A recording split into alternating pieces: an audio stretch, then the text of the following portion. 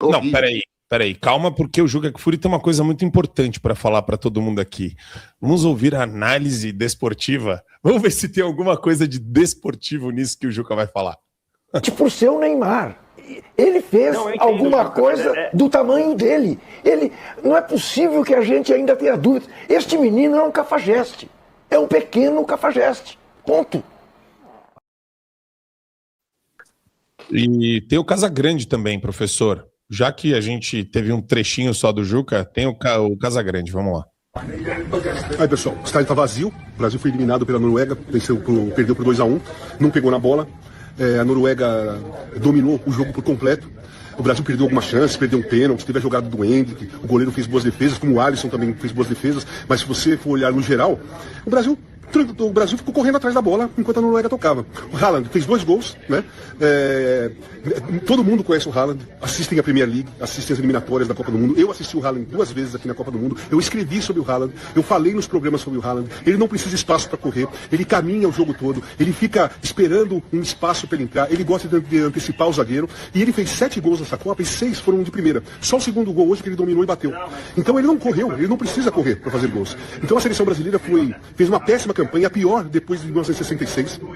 Eu fico pensando naqueles que fizeram campanha pro Neymar vir pra Copa, falando que ele ia decidir o jogo, que ele estava bem, que ele não estava machucado. Muitos da imprensa, muitos influenciadores, muitos fizeram campanha, né? A convocação final da Copa do Mundo, aquela festa cafona, ridícula, patética que a CBF fez. E hoje nós estamos voltando para casa, a seleção brasileira está indo embora e a Noruega está seguindo em frente. Então o que eu digo é o seguinte: se não mudar tudo nessa CBF, se não mudar tudo nessa seleção brasileira, nós vamos continuar passando vergonha e cada vez pior. Nós somos eliminados pela Bélgica, pela Holanda, pela Croácia, pela Alemanha e pela Noruega agora. Então é isso. O Brasil volta para casa e até 2030. Vamos ver se alguma coisa muda. Espero que vocês não peçam o Neymar para a próxima Copa, tá? Beleza? Vocês são as Neymarzetes e influenciadores puxa-saco do Neymar. Influenciadores. Mas assim, é importante sempre lembrar, professor, que quando a gente fala de CBF, a gente está falando do Gilmar Mendes. É quase a mesma coisa. Isso aí, da turma dele. Gilmar Mendes é da turma dele. Eu vou fazer só uma análise futebolística, né? O imbecil aí do Casagrande, que era um centroavante medíocre aí, que não sei, jogava no Grêmio. Se jogasse no Grêmio, na época do Jardel, por exemplo, que era muito melhor que ele,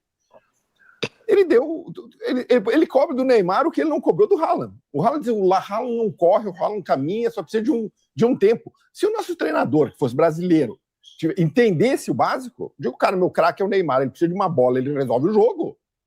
E tivesse feito o time para o Neymar jogar dessa maneira, o Neymar não precisava ficar voltando lá no meio do campo buscar bola. Então, assim, ó, é o mínimo do básico. Claro que eu acho que o Neymar já não era mais um cara para estar na Copa. Eu acho que ele não está conseguindo jogar no Santos. Eu concordo com isso.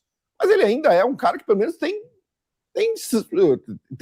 fibra, o cara foi ridículo o Neymar tentar brigar. Digo, bom, pelo menos ele estava indignado. Que era o único que estava indignado lá com o que estava acontecendo. Nós levamos um baile. Eu já sabia que era a pior seleção da história do Brasil no primeiro jogo.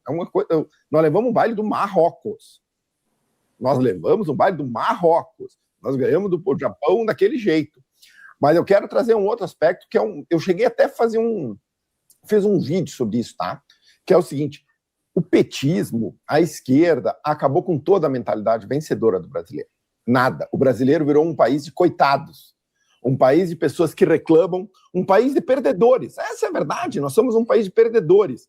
E tudo que nós tínhamos orgulho de que pelo menos nós éramos o país do futebol, que pelo menos naquele momento o mundo tinha que pegar e se ajoelhar nos nossos pés, porque nós éramos imbatíveis, acabou. Porque o petismo acabou com tudo, acabou com a mentalidade vencedora. Pega o Vini Júnior. O Vini Júnior, tu te lembra dele mais pelo choro que ele faz o tempo inteiro na Europa, porque ele é um ativista na Europa, ou pela bola que joga? Na seleção ele nunca jogou nada. Né? Então hoje a seleção brasileira nada mais é do que a materialização da decadência brasileira em tudo. Nós temos uma decadência na economia. A economia brasileira é uma economia decadente, vai ser cada vez pior, porque o petismo acabou com a economia brasileira, acabou com a indústria, acabou com a tecnologia, acabou com as faculdades, acabou com a educação, tudo. nós temos uma decadência enorme em infraestrutura, nós temos uma decadência enorme moral e educacional. Não sobrou pedra sobre pedra. Nós temos que reconstruir o Brasil sob os escombros do petismo.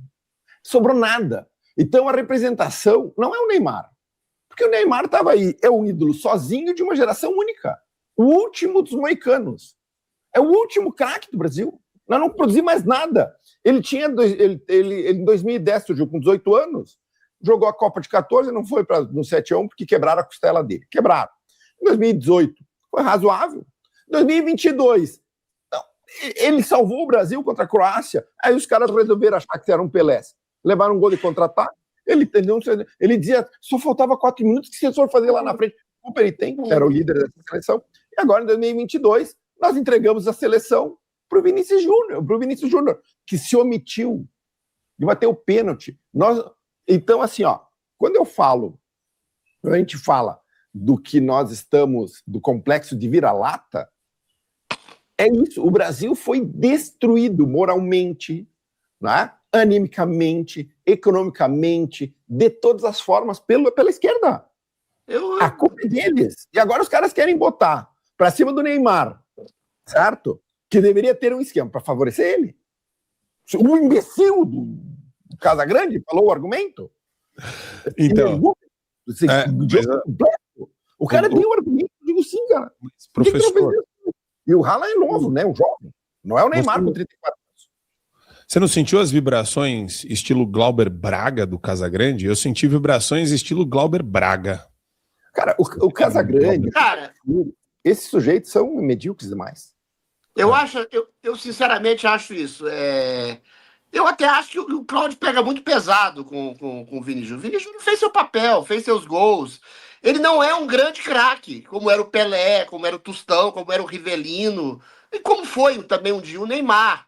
Eu acho que o brasileiro tem a mania de misturar política com futebol. Eu acho que o time brasileiro não é tão bom quanto era antes. Eu acho que a coisa é simples. O que me incomoda é ver o radicalismo, assim, grotesco de uma casta de comentaristas que não só não politiza demais o jogo, mas como não enxerga nada e não entende nada de futebol. Eu vi, inclusive, gente da Jovem Pan, da emissora do Marco Antônio aí, gente da Jovem Pan celebrando o 7-1, porque a CBF era escrota, porque o time era imoral, porque a camisa brasileira estava sendo conspurcada politicamente. Comentarista famosinho da Jovem Pan dizendo, e que eu ri, a pessoa falando, eu ri desbragadamente do queixo cair quando o Brasil tomou de 7-1. É essa a nossa classe de comentaristas.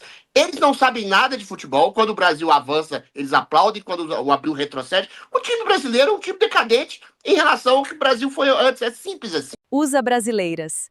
Entre no site e saiba como adquirir o seu modelo exclusivo. Para mulheres de bom gosto e que são femininas. USA Brasileiras, o seu chinelo perfeito.